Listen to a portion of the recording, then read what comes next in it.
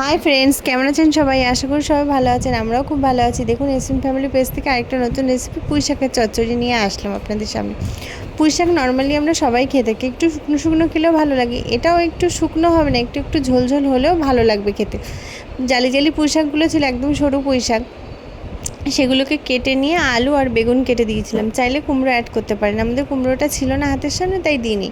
আর কাঁচা লঙ্কা দিয়ে সমস্ত পুঁই শাকটাকে ধুয়ে সবজি একসাথে দিয়ে সেদ্ধ করতে দিয়ে দিয়েছিলাম, সামান্য পরিমাণে নুন আর হলুদ দিয়ে।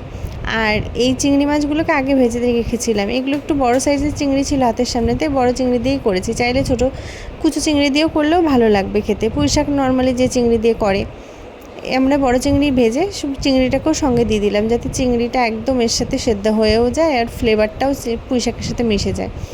পাশে আরেকটা কড়াইতে তেল গরম করে নিয়েছি আর জিরে ফোড়ন দিয়ে দিলাম।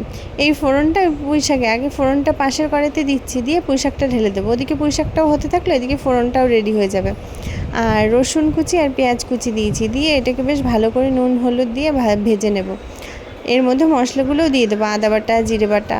খুব সামান্য মশলাই লাগবে এই পুঁই শাকটা করার জন্য, খুব একটা হ্যাবক কিছু মশলাও লাগে না, আর খেতেও ভালো লাগে। এভাবে করে একবার দেখবেন সবাই প্লিজ। এই দেখুন, বেশ ভাজা ভাজা হয়ে এসছে পেঁয়াজগুলো। এবার হলুদ দিয়ে আদা দিয়ে দেবো আর জিরে বাটা দিয়ে দেবো, আর লবণটা অ্যাড করেছিলাম। বেশ এই মশলা দিয়ে আবার খানিকক্ষণ কষিয়ে ভেজে নিতে হবে।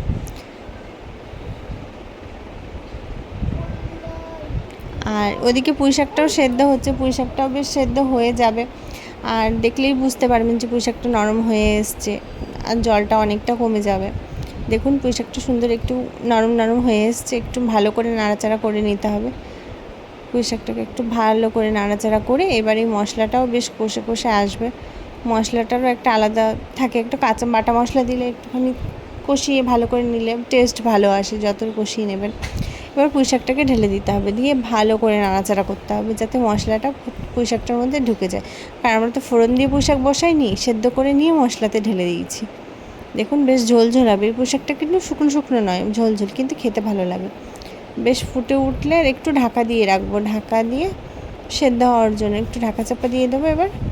এবার ঢাকনা খুলে সুন্দর বেশ পুঁই শাকটা নামানোর জন্য রেডি হয়ে যাবে। সবাই ভালো লাগলে প্লিজ লাইক কমেন্ট শেয়ার করবেন, আর নতুন নতুন রান্না পেতে আমাদের চ্যানেল